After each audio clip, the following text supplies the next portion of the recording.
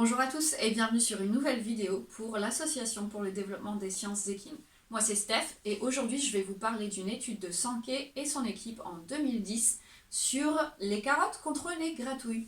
Qu'est-ce qui fonctionne le mieux pour que mon cheval apprenne et m'aime bien? Intéressé? C'est parti! On sait déjà que l'allaitement et par extension donc la nourriture renforce le lien affectif avec le cheval. Et on sait aussi que les gratouilles, qui imitent un peu le toilettage mutuel des chevaux, ont un meilleur impact quand elles sont effectuées sur le garrot, ici, par rapport à l'épaule par exemple. Mais entre la récompense alimentaire et les gratouilles, qu'est-ce qui fonctionne le mieux pour, numéro 1, apprendre des choses à mon cheval, et numéro 2, pour que mon cheval aime bien être avec moi? C'est ce qu'on va voir dans cette étude. Comment est-ce que Sankey et son équipe ont exploré cette question? Regardons un peu leur méthode. D'abord, on va parler des chevaux. Sankey et son équipe ont sélectionné 20 chevaux âgés d'entre 1 et 2 ans. 12 d'entre eux venaient d'élevages conventionnels, mais avec très peu de contact humain avant l'expérience, alors que 8 d'entre eux venaient de troupeaux semi-sauvages, et donc avaient eu encore moins de contact humain.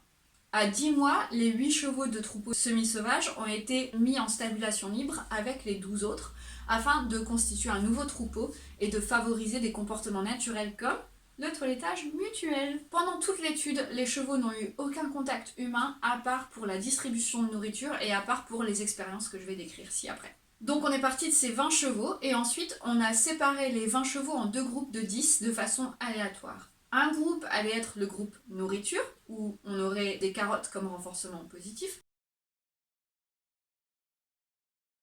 Et un groupe était le groupe gratouille, où au lieu de carottes, on allait donner 3 gratouilles vigoureuses, 1, 2, 3, au garrot, comme renforcement positif.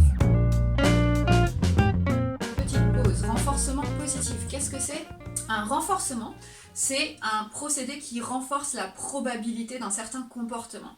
Donc un stimulus qui va faire en sorte que le comportement se répète, une sorte d'encouragement. Le renforcement positif, c'est quand cet encouragement est quelque chose qu'on ajoute, quelque chose qu'on donne et qu'on vient apporter à l'animal. Donc par exemple, ici, la carotte ou les gratouilles. Ce sont tous les deux des renforcements positifs et ils sont là pour encourager le cheval à répéter certains comportements. Qu'est-ce que Sankey et son équipe voulaient tester exactement? On ne voulait pas tester simplement l'impact de la carotte contre les gratouilles sur l'apprentissage ou sur l'attachement, mais sur ces deux aspects séparément. Et ça veut dire qu'on a dû élaborer 2 tests séparés pour cette étude. Le test numéro 1, c'est l'apprentissage du code REST pour donner une immobilité de 5 à 60 secondes. Pour cet apprentissage, on a donné aux chevaux une session de 5 minutes par jour pendant 6 jours et on a mesuré leur progrès chaque jour. Pendant que le cheval testé, ici, était en session d'apprentissage avec un expérimentateur, les autres chevaux étaient attachés au fond de l'écurie, face au mur, avec du foin pour les distraire, et on avait également une radio de chaque côté qui diffusait des bruits parasites, afin que le mot reste utilisé ici par notre expérimentateur n'ait pas d'influence sur les chevaux qui ne sont pas en session d'apprentissage. À la fin de chaque journée, on relâche tous les chevaux, tac tac tac, dans un paddock extérieur pour qu'ils vivent leur vie. Deuxième test, c'est le test d'attachement à l'humain. Pour ce test, on a effectué un test d'immobilité humaine avant l'apprentissage et ensuite après l'apprentissage, donc au jour 1 et au jour 6. Donc, le test d'immobilité humaine, on prend un humain, on le met au milieu de l'écurie et il ne bouge pas. On lâche un cheval pendant 5 minutes et on regarde combien de temps ça prend au cheval d'approcher l'humain, tac tac tac, et pendant combien de temps, sur les 5 minutes, le cheval va rester dans une zone de moins de 50 cm de l'humain. Alors, 50 cm, par exemple, pour moi, c'est ça. Ça va de mon épaule à mon poignet.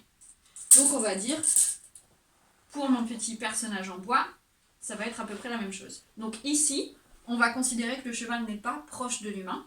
Par contre, ici, ça compte. Et on mesure pendant combien de temps sur les 5 minutes le cheval reste dans cette zone de moins de 50 cm. Pour que les résultats soient considérés significatifs, on prend une valeur P inférieure à 0,05. La valeur P, c'est ce qu'on utilise en science pour décider si les résultats sont probablement liés au hasard ou s'ils montrent vraiment l'impact des variables qu'on voulait étudier. Les variables aujourd'hui, c'est carotte contre gratouille. Regardons maintenant les résultats. Tout d'abord sur l'apprentissage du mot reste. Comme le montre le graphique, vous voyez bien que pour le groupe récompensé à la friandise, l'apprentissage et les progrès sont non seulement beaucoup plus marqués, mais aussi plus réguliers. Et les petites étoiles sur le graphique vous montrent que ce sont des résultats significatifs. Les chevaux qu'on a récompensés avec des morceaux de carottes sont restés plus longtemps immobiles et ont progressé plus vite. Le dernier jour, au jour 6, 9 chevaux sur 10 récompensés avec des carottes savaient rester immobiles pendant 60 secondes. Alors que pour les chevaux récompensés avec 3 gratouilles au garrot, on tombe à 4 chevaux sur 10 qui arrivent à faire l'exercice.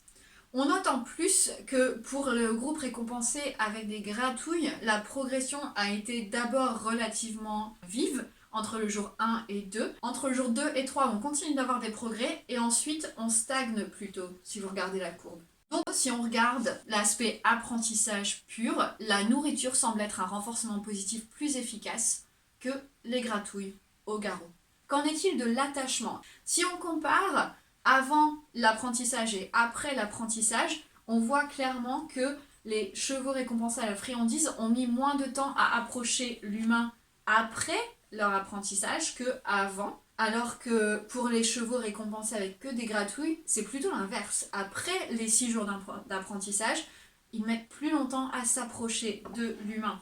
Et quand on regarde pendant combien de temps est-ce que le cheval reste à proximité immédiate de l'humain, à moins de 50 cm, avec les friandises, les chevaux passent beaucoup plus de temps à proximité immédiate de l'humain. Et là, on a même 2 étoiles sur le graphique. Ça veut dire que cette fois, la valeur P est en dessous de 0,01 au lieu de 0,05. Donc ce sont des résultats très significatifs.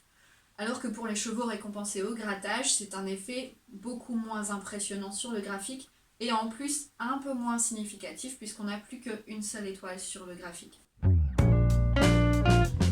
En fin de compte, cette étude nous a montré que les friandises ont l'air d'être un meilleur renforcement positif que les gratouilles, autant en termes d'apprentissage qu'en termes de relation à l'humain et d'attachement.